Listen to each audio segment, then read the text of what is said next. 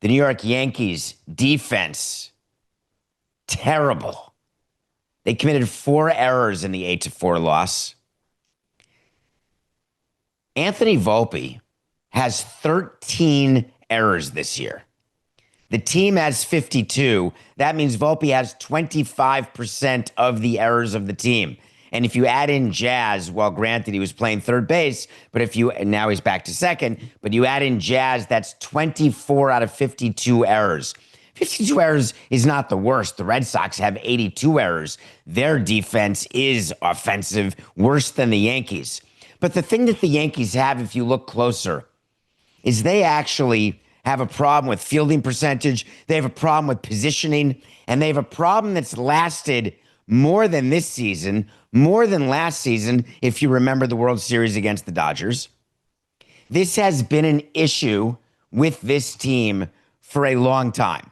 And it's an issue that Brian Cashman and Aaron Boone are more than happy to ignore, but more than happy to complain about.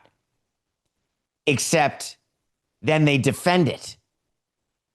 How could Aaron Boone, with a straight face, possibly tell you that the defense, it's really fine? He said, and this is his quote, "I think we have a very good defensive team."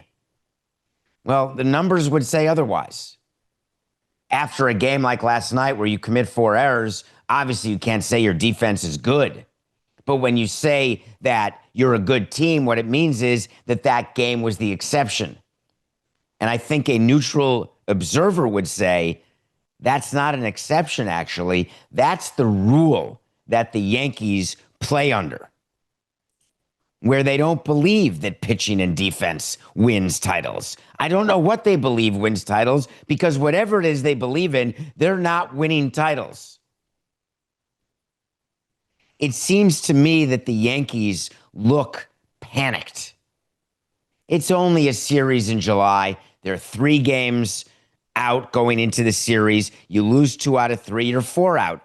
We talked about the Astros-Mariners series in a similar way. You know the math.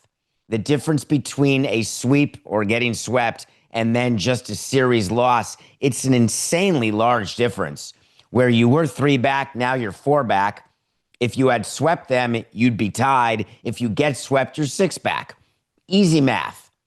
But last night's game was way more important than just one game in the standings, because last night clinched the season series for the Toronto Blue Jays against the Yankees.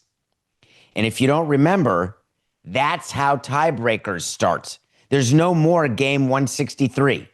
If the Yankees and Blue Jays are tied at the end of the regular season, the Blue Jays win the division because they won the season series.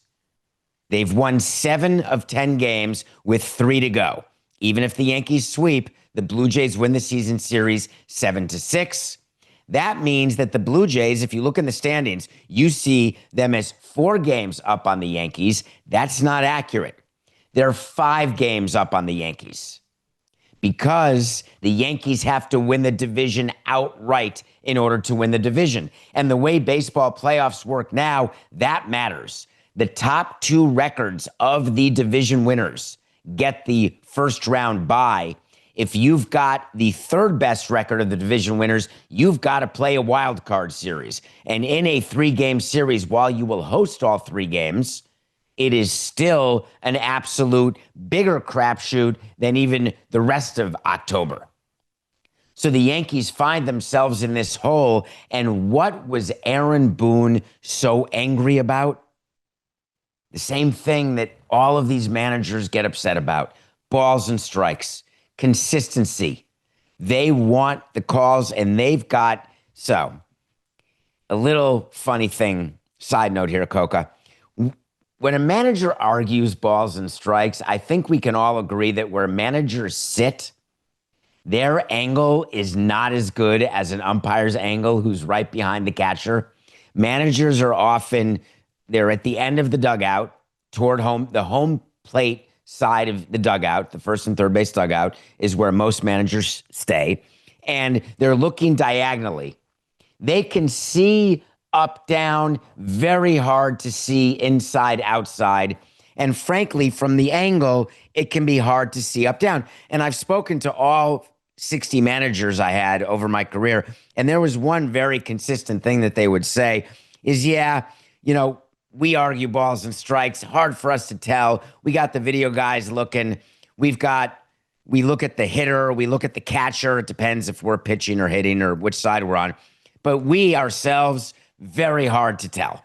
Even Joe Girardi, who is a catcher, would tell you, yeah, I argue them, but it really is not, I'm not in a position to actually say, but I pretend I am. So Aaron Boone is a specialist in this. He loves to argue balls and strikes, which baseball has administratively said, you do that, it's automatic ejection. Why? Why is everyone arguing balls and strikes? It goes to this ABS. It's all part of the overarching issue in baseball. Who's in favor of ABS? Who's not? That's the automated ball strike. That is the system that was in place. It's been in place in the minor leagues. It was used during the All-Star game. Remember tapping your head to challenge?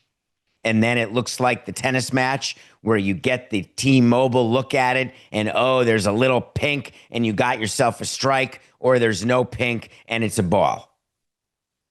ABS is coming to the big leagues